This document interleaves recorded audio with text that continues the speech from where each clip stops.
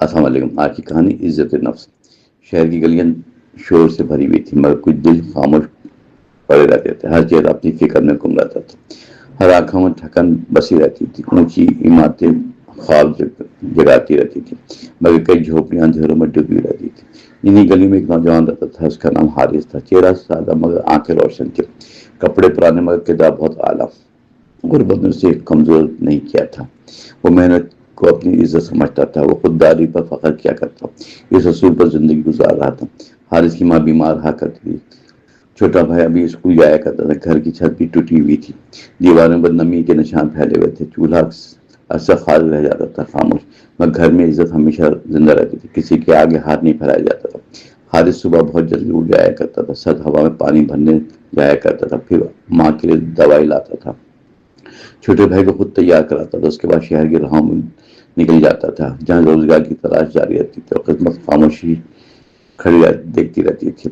وہ مزدوری کرتا، کبھی سامان اٹھاتا، کبھی دکانوں پر صفائی کرتا، کبھی ہوٹل میں برتن دھونے لگتا، کبھی زخمی ہو جاتا مگر ہمت قائم رکھتا۔ وہ پسینہ بہا کر اس کماتا تھا اور شام کو تھکا ہارا لوٹ آتا تھا مگر چہرے پر سکون باقی رہتا تھا۔ محلے والا اکثر حیرت سے اسے دیکھتے تھے، یہ لڑکا عجیب قسم کا انسان ہے، قدرت میں بھی جھکنا نہیں جانتا، چاہے بھوکا سو جائے مگر مانگتا نہیں تھا۔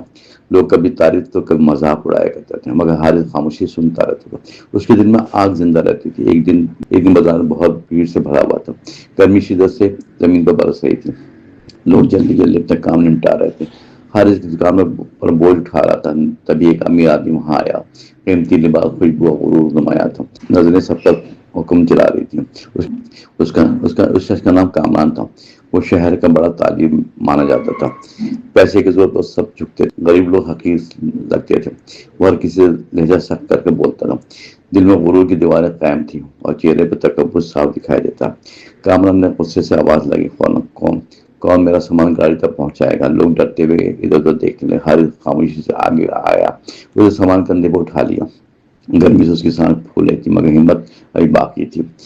سامان گاڑی تک پہنچا دیا اس نے، پھر کامران نے جیب سے نوٹ نکالے، فوراً پہ حقارت سے زمین پہ پھینک دیا۔ ایسے لوگ اس قابل ہوتے ہیں، وہ طنزیہ لہجے میں ہنسنے لگا۔ بازار والے خاموش کھڑے دیکھتے رہے، فضا میں عجیب سی خاموشی ہو گئی تھی۔ حارث کی آنکھوں میں دکھ اتر آیا مگر اس نے غصہ ظاہر نہ کیا، وہ آہستہ زمین سے نوٹ اٹھاتے ہوئے جھکا، پھر سیدھا ہو کر کامران کو دیکھنے لگا۔ اس محنت سے محنت عزت ہوتی ہے مگر عزت پھینکی نہیں جاتی، یہ کہہ کے پیسے واپس کر دیے اس نے۔ بازار کے لوگ حیران رہ گئے، کسی غریب میں اتنی ضرورت کم تھی۔ کامران چلنے میں خاموش کھڑا تھا، پہلی بار کسی نے اس کو جواب دیا تھا مگر اس کے غرور کو چوٹ لگی، اس نے نفرت سے چہرہ موڑ لیا، غصے میں گاڑی لے کر چلا گیا۔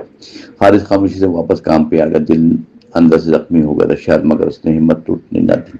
شام کو گھر واپس آیا، خاموش رہا۔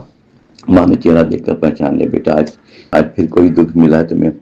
حارث سے ہلکا سا مسکرا دیا۔ وہاں ماں نے پیار سے سر پہ ہاتھ رکھا، بیٹا غربت عیب نہیں ہوتی ہرگز، اصل عیب خود کو بیچ دینا ہوتا ہے۔ جو شخص عزت بچا کر رکھے وہ دنیا کا امیر ترین انسان ہوتا ہے۔ یہ بات سن کر حارث کی آنکھیں نم ہو گئے مگر دل مضبوط ہو گیا۔ کچھ دن بعد ماں کی حالت بگڑی، دوائی کے لیے پیسے نہ تھے، گھر میں روشن بھی ختم ہو گیا تھا، چھوٹا بھائی خاموش ہونے لگا تھا۔ حارث رات بھر جاگتا، ماں کا کسی سے مدد نہیں مانگتا، اس کی خودداری اس راستے میں آ جاتی تھی۔ ایک شام بارش زوردار ہو رہی، سڑکوں میں پانی بھرا ہوا تھا، حارث تھکا ہوا گھر واپس آ رہا، تبھی سے راستے میں ایک پرس دکھائی دی، اسے اٹھا کر کھولا، اس میں بہت سارے نوٹ تھے، ساتھ کچھ کاغذات بھی تھے۔